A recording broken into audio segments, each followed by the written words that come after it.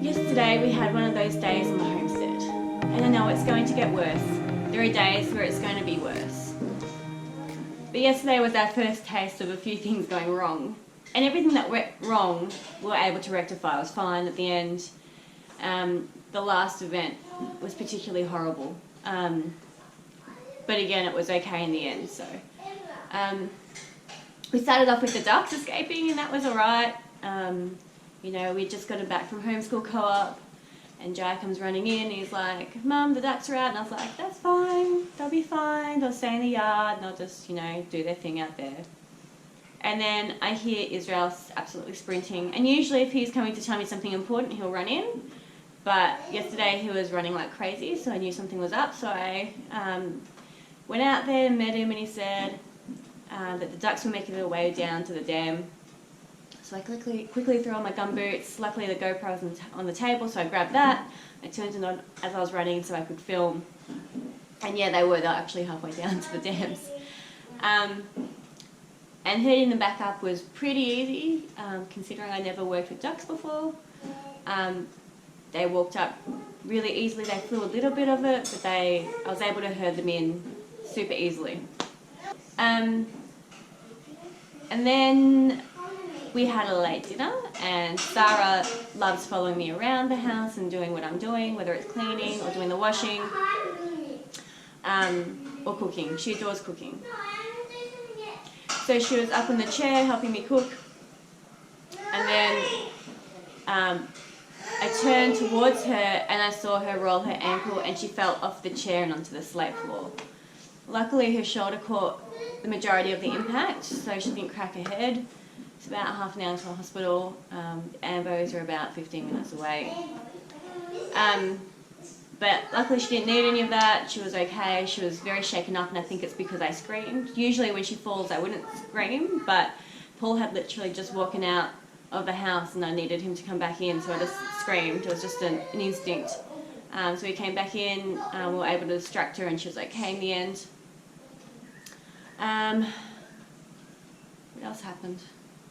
Oh yeah, so we put the kids to bed after dinner, and Israel comes running out and he's like, "I forgot to lock up the chickens." I was like, "Oh, that's alright, I forgot that they were out too," because we've been locking them up in different pens and not letting them out daily so that the roosters get used to their new homes. And because we've got 2 roosters out, I don't let them both out at the same time because they fight. That's why I lost Rue on Saturday. And so I went out to lock them up, and they were all in one pen except for Rue. Rue had left, and so it came in, and Israel had let them both out. When they were playing with the ducks, he actually locked the chickens up, the Isers, up. And I told him, "Can you not do that? I've got them out for a reason. They were making a heap of noise and they were scaring the ducks." So I said, "Make sure you let them out now," and I went back to the house. But he actually let out both of the chickens without me realising, and I only realised when it was 8 o'clock. So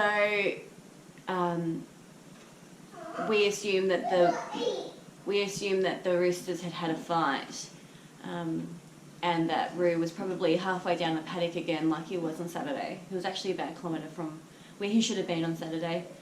It was dark, so we couldn't really see. At least it would have made it easier to catch him, but we didn't know where to start looking. So we looked around the chicken pen, and he wasn't there, and so we started to work our way down to the tree that he was at.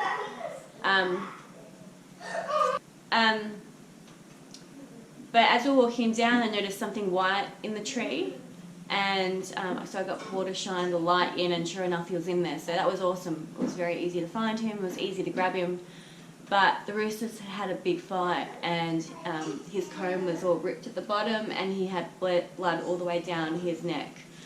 So they'd had a pretty vicious fight, and it was very lucky that he was alive, or not missing further down the property and then, you know, attracting a fox.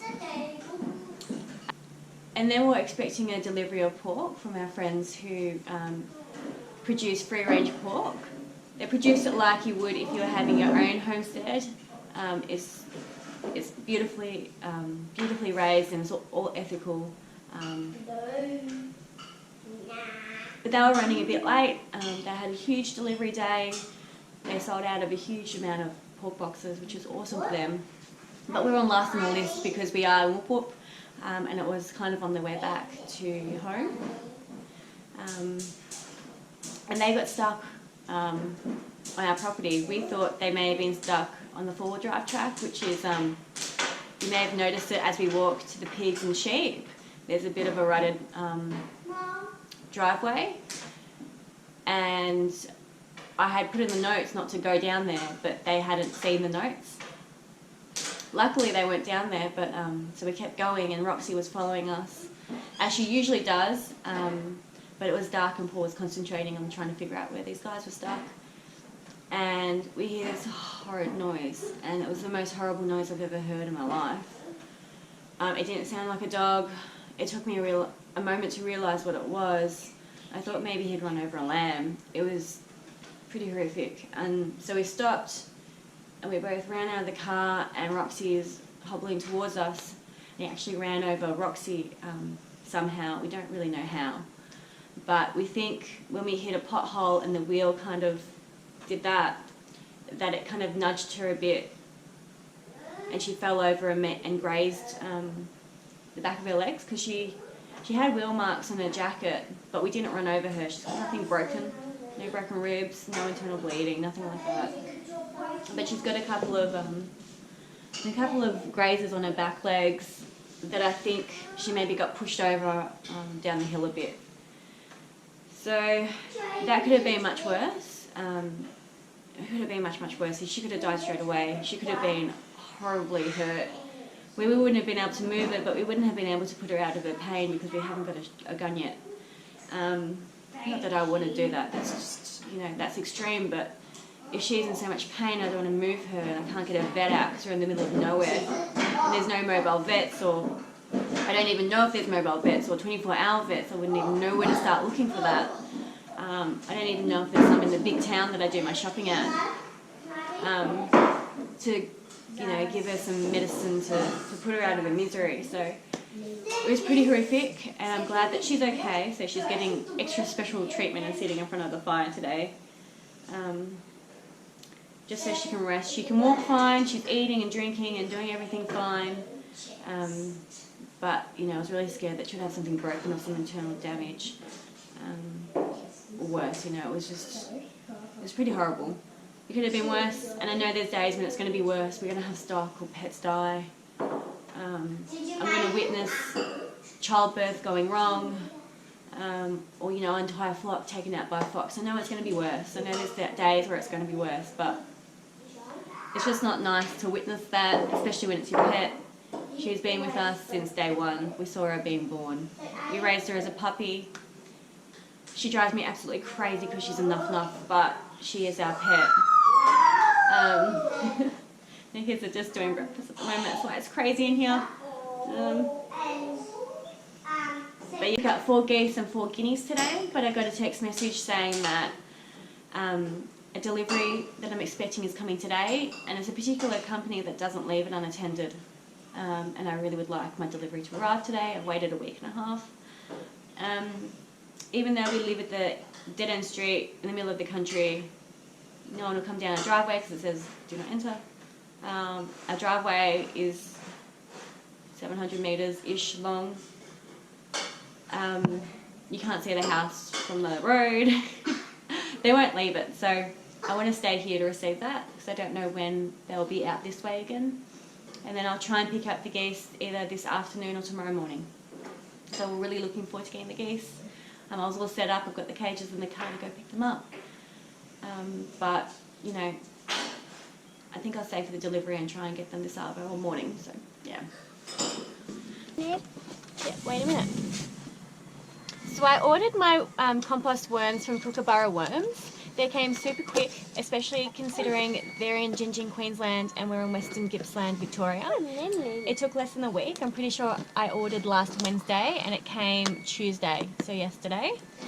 I was intending on putting them in a bathtub-style worm farm, but we don't have time to set that up right at the moment.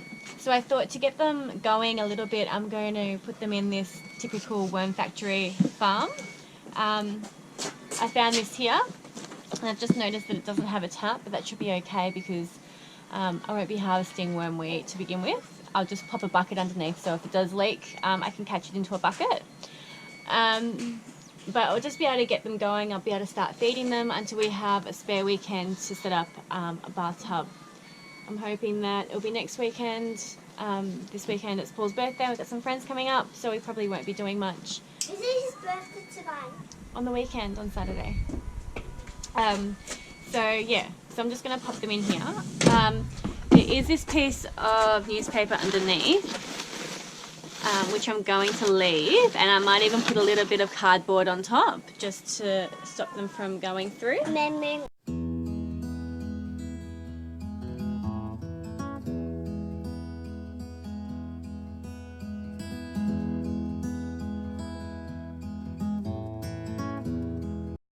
Just making some holes with the screwdriver just to let any water out.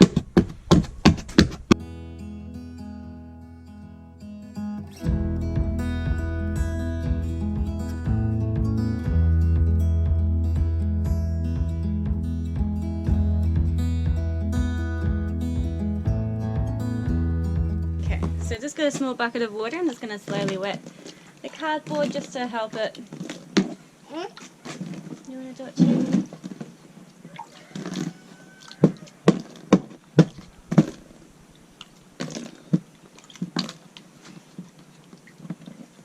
The water's freezing here. It's all rainwater, so it's got no nasties in it.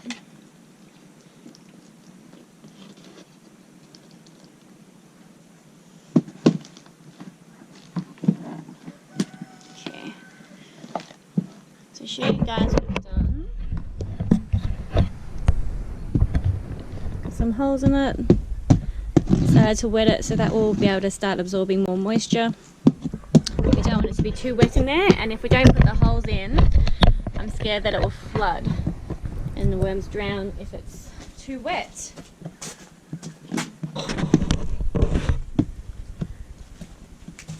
I want this.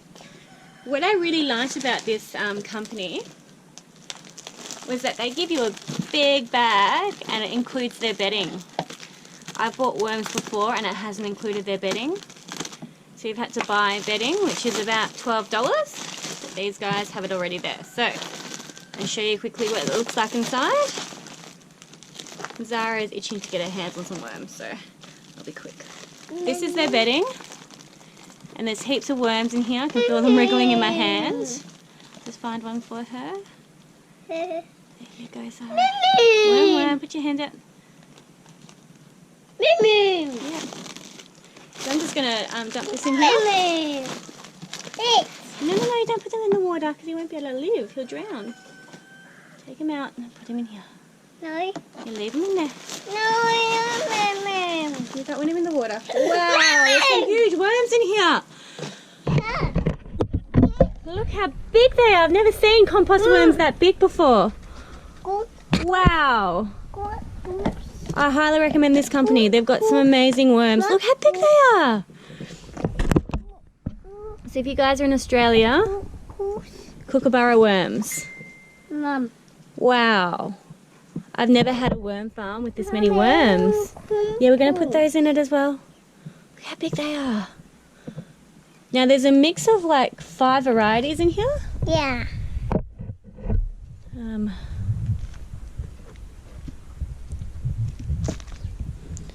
So you breed the ones that are good for your environment. So because there's so many, the ones that will thrive will dominate your worm farm. Look how big they are. It's insane. Ooh, there's a wriggler. Look how big these guys are. So fat. Look how big they are. Wow. Now over here on the instructions, it says worm farm, empty bag directly into the farm, lightly water and place feed on top. So this is their website if you guys are interested. Okay. Oh, okay, here are the worm species. There's Indian blues, reds, tigers, African night crawlers and gardener's friend worms. So there's a great mix in there. And I'm just going to pop this over here.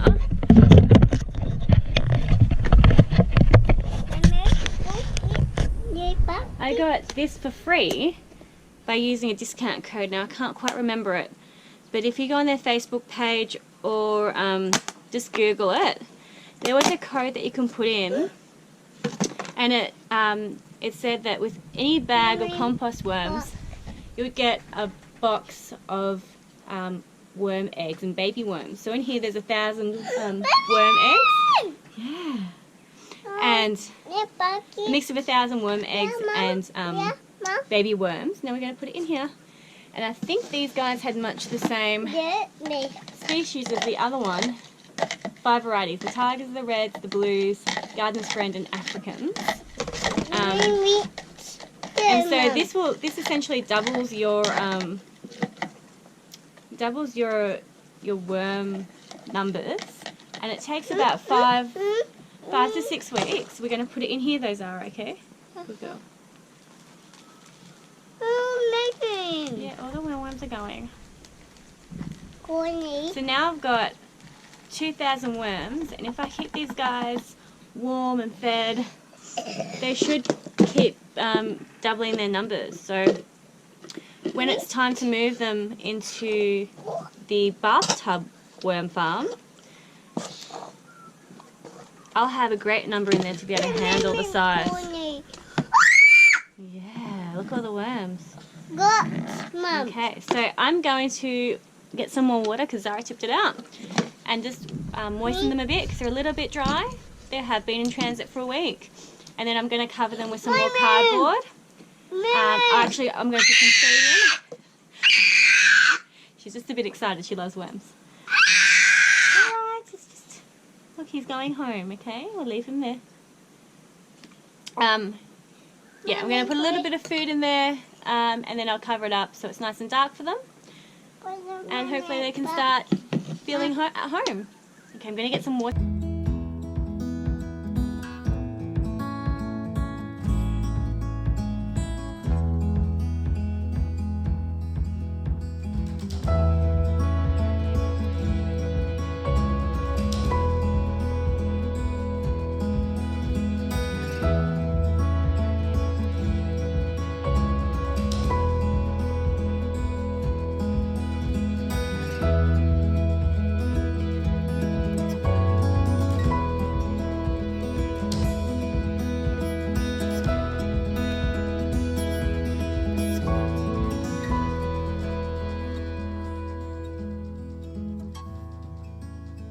So the boys have just told me they've caught the cat. They're super excited and they're going to bring it inside.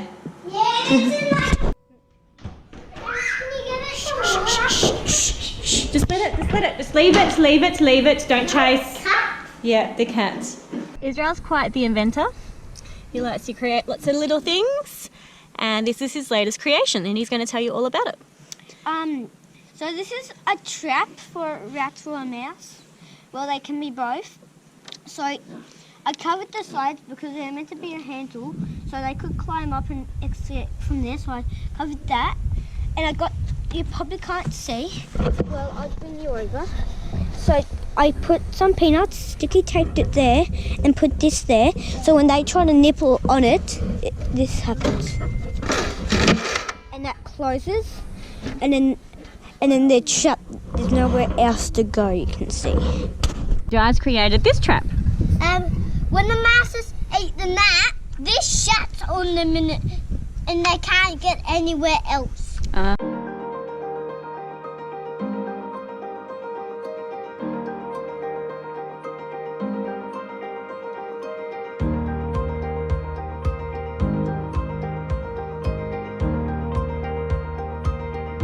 So just having a wander in the afternoon, and then I'll go back in and finish dinner and keep unpacking.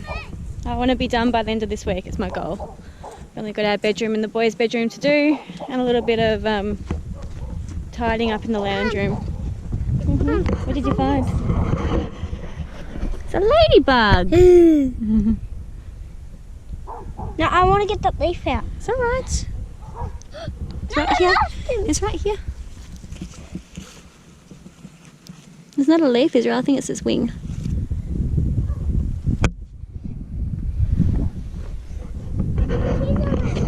Is it? Okay, I've just seen woolly mammoth. He's just there all by himself. I don't know if he's okay or not. Sheep are a herd animal and they usually stick together.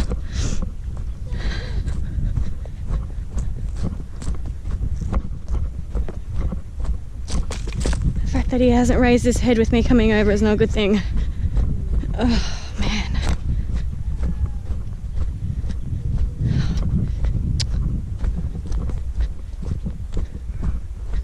Oh no. Woolly.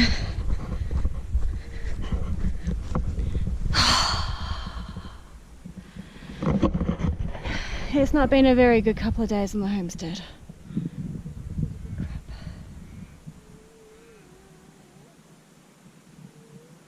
It's not good. It's not been a very good 24 hours on the farm. It's only a matter of time before you find an animal dead, and it's not fun. I'm trying to think the last time I saw him, but we're pretty sure that we saw him recently. On the weekend. It's today's Wednesday. I haven't come this far down in the orchard, I never have actually. But just out of the corner of my eye I saw a big ball of fluff and I knew it was woolly. And because of the way he was sitting I knew it wasn't good. I knew that he'd either be dead or dying. So, luckily we have the tractor now so we can dig a hole and bury him. Yeah, it's just one of those 24 hours. I'm hoping nothing else goes wrong. We don't lose any more animals. No one else gets injured or lost. It's pretty crappy. I liked woolly mammoth. Mama, I like